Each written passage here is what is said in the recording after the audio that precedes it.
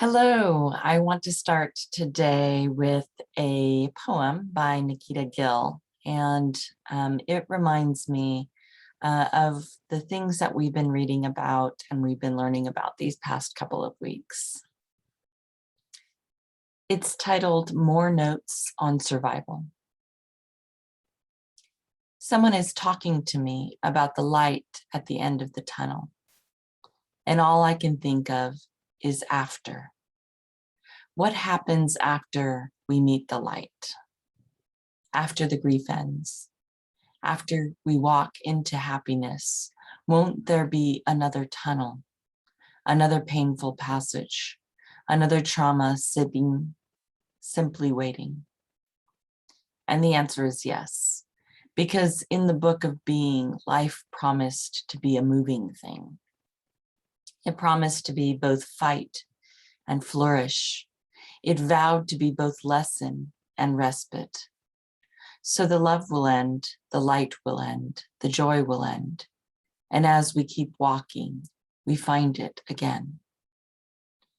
That's more notes on survival. And it makes me want to really start with the discussion that we're going to have today and the next few days, and with the readings that we're going to get started on.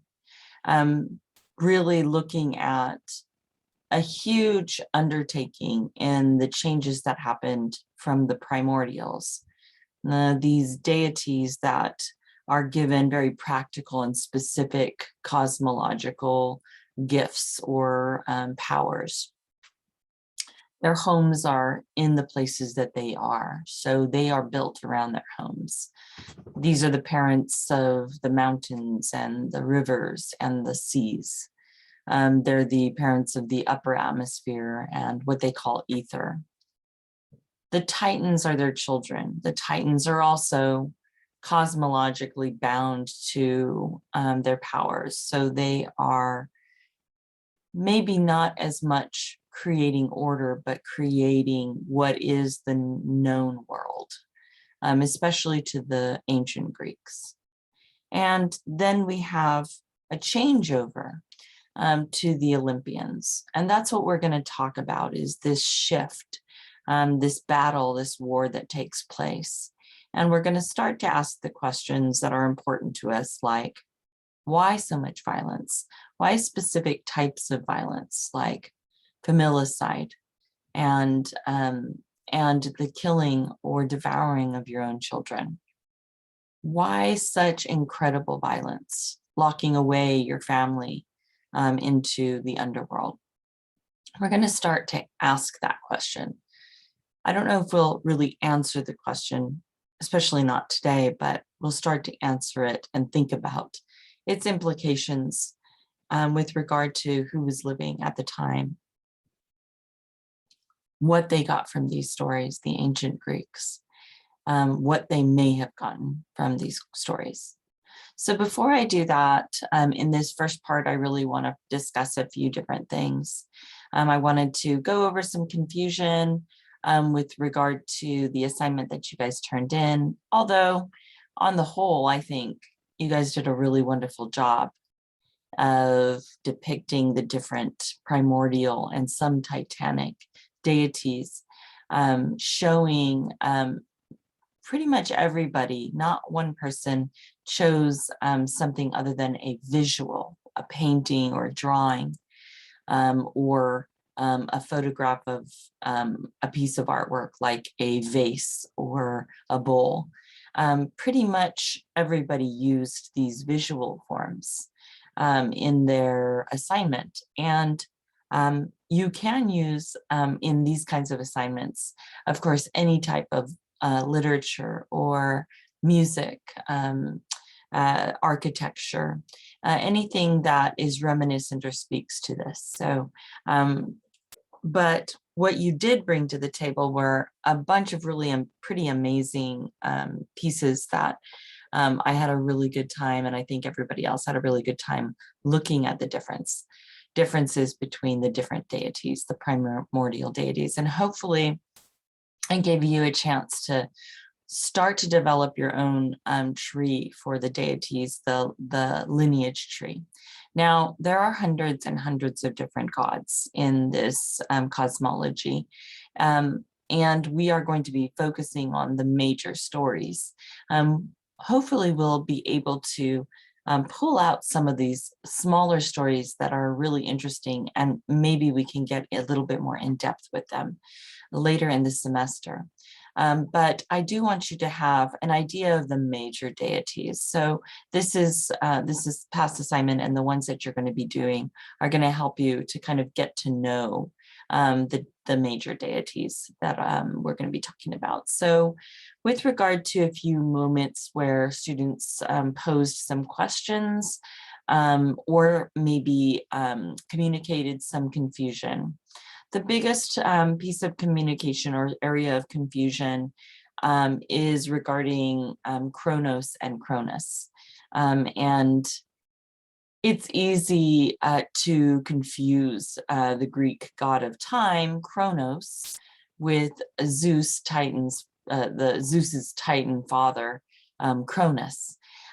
It's so easy, in fact, that conflation has been made for over 2,000 years. The Greeks conflated them regularly, at least according to Plutarch. The Romans then co-opted Kronos into the form of Saturn, which is the Roman name. So he later became Father Time and the god of time. So time, with regards to this cosmology, is always a messy concept. It is in all mythology and everywhere around. So time is just a messy concept. It's difficult to understand. And there's probably some of that with regard to some of the confusion between these deities, because we're looking at hundreds and hundreds of sources, many of them fragmented sources that tell different stories. We're going to get at best a frustratingly fuzzy picture of who some of the gods are. Some of the other gods that have stories that are associated with them, much larger stories and much larger libraries of stories, probably we've had an easier time of that, because those stories were reproduced and reproduced in similar fashions. But even those questions of paternity and maternity and children and the stories that appear, there are all sorts of different contradicting stories in myth, especially with classic myth. So the Greek origins are frustratingly fuzzy, like I said. Kronos doesn't really appear in Hesiod's Theogony, which is what you guys were reading a couple of weeks ago.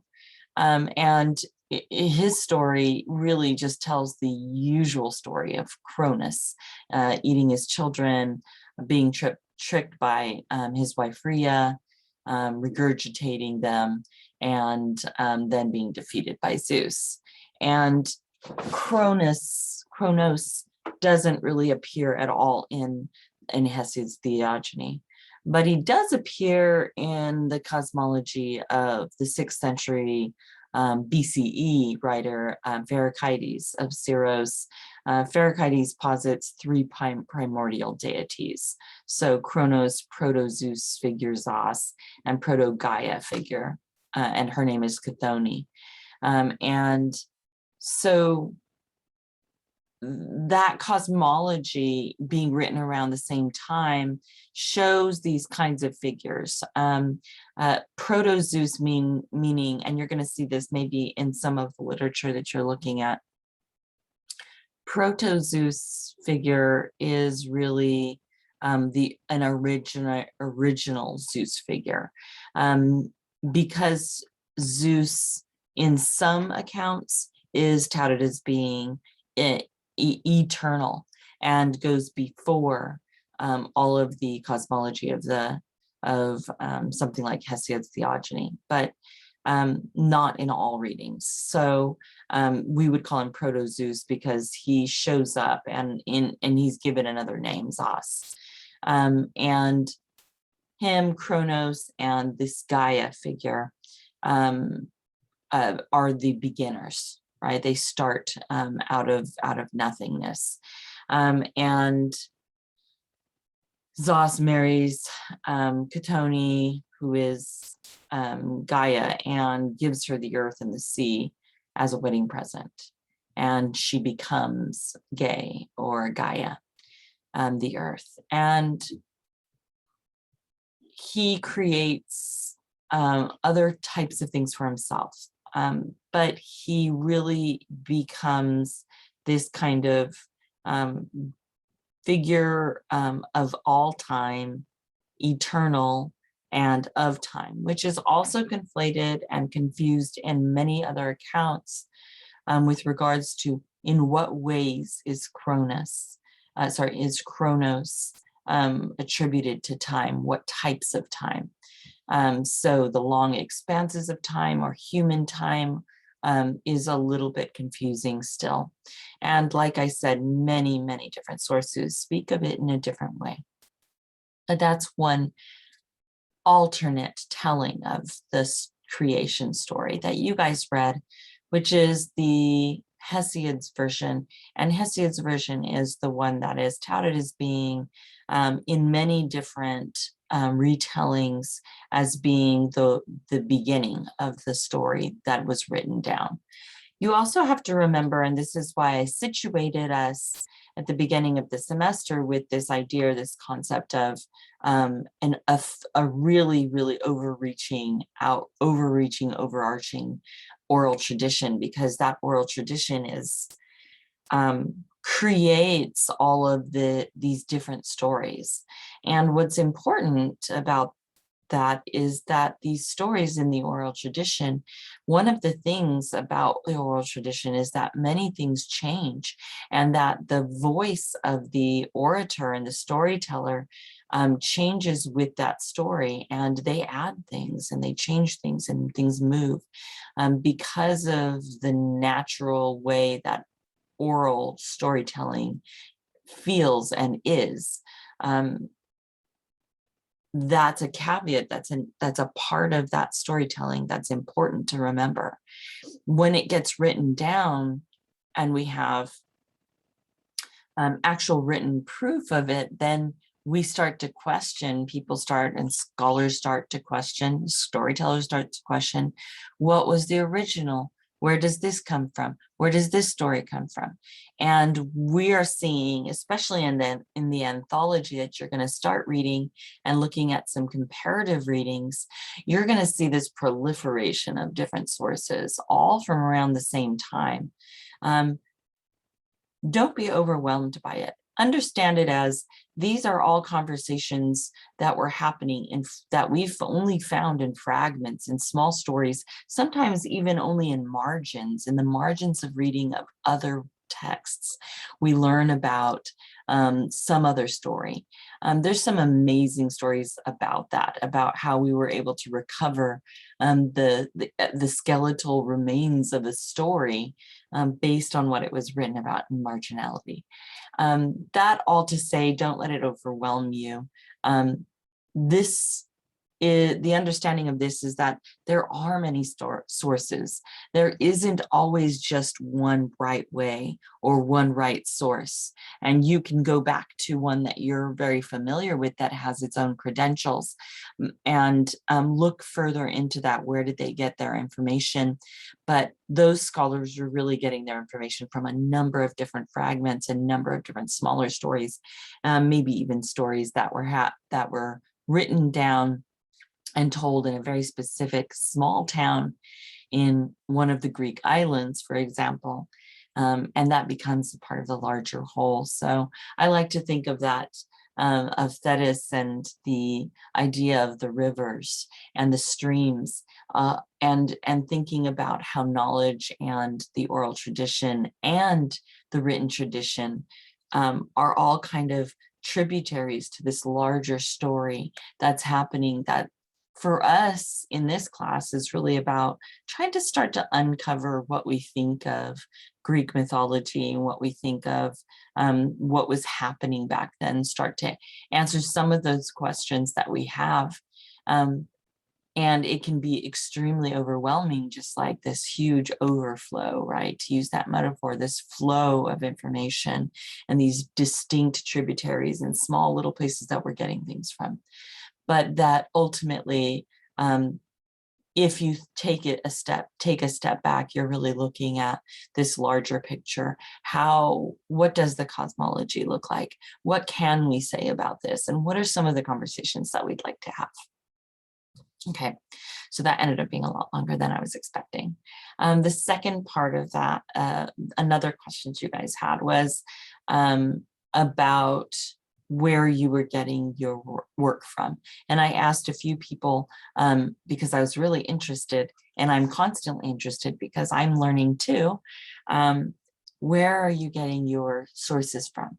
If you make an assertion about the cosmology, about the story that you're talking about, where are you getting that from? And we just have this proliferation right now, I mean, of information on the internet, not to mention these old sources that are coming to us from antiquity. And we're trying to slough through all of these readings and all of these different kinds of things. So please be careful and thoughtful about where you're getting your sources from. If you found a really good place that you feel is pretty credible, meaning the author has done his or her research accordingly, and that they have some sort of history with the research and the knowledge and understanding of the incredible amount of literature that's out there for Greek mythology or classical mythology, then by all means, let us know what it is. So show your sources, be credible, and go back to your favorites. There's a reason why a few of the authors that you guys are talking about are really favorites, because they did a lot of work to get to that. So share it with us. We'd love to know where you're getting your sources from, and it's part of the class as well. And with that, do some comparative analysis. That's what we're going to get started on this week. And next week is you're going to do a little bit of comparative analysis, looking through a couple of different places and starting to understand how research is going to work with regards to using quotations from other places. It's going to take a little while, but I'd like you to just start to recognize all of the different sources that are coming to us. And the third thing, there's also a mention, and this was really interesting, and I'll give a little shout out to William, because I had a really wonderful conversation during office hours with him. But this idea that there is question of births and the birthing of different gods with regards to what was happening in the timeline of the Titans, the Primordials, the Titans, and the Olympians. Okay, so especially with regards to the story of Aphrodite, who in some accounts is born after the primordial god, right, is Oceanus, or Ouranos, not Oceanus, Ouranos is emasculated, and she is born from that.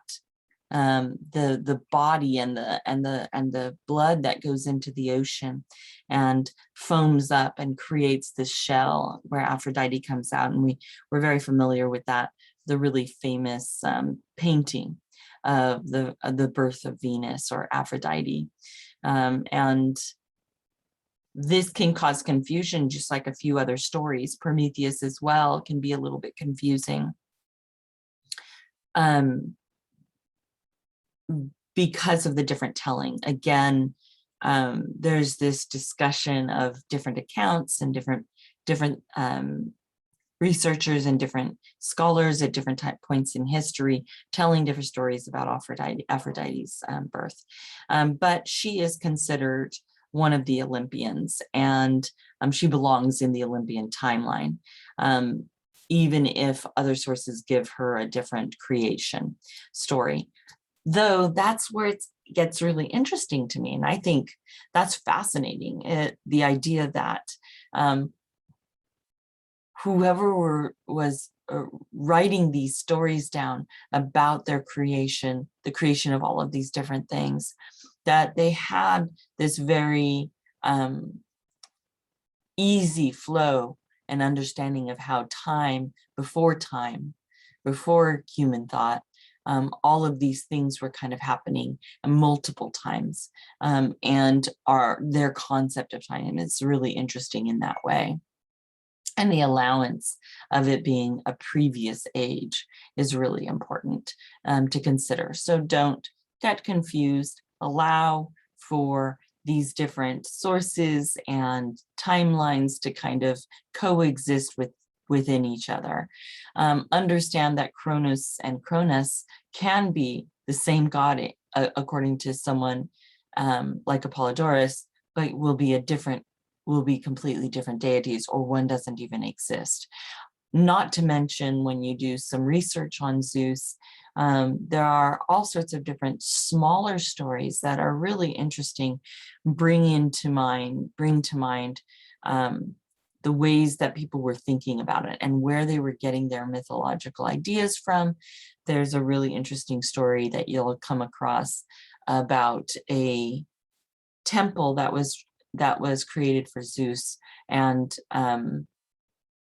there was a wooden relief, and on that wooden relief was painted and etched a picture of the god Zeus with 3 eyes. And there's all of this intrigue and mysterious content, interest with regard to why this god had 3 eyes. And some of it was that god was also associated with being the god of the seas and the god of the underworld as well, and that this was a supreme deity and loosely aligned with a more monotheistic point of view. And that could have come about in a number of different ways. We'll discuss that. But that's an example of how strange all of these stories and how big this world of classic myths is, with regards to 2,000 or over 2,000 years of people writing about it and rewriting about it and rewriting about it. And there's something interesting about that. So those are the things that I wanted to start to go over today. And in the next part, I'm going to talk about the 10-year war, the war between the Titans and the Olympians. And then I'm going to start to talk about the Olympians, and I'll talk a little bit about the Titans, but I'll get to that in the next video. So I hope you guys have a good afternoon, and I will talk to you later. And if you have any questions, of course, let me know.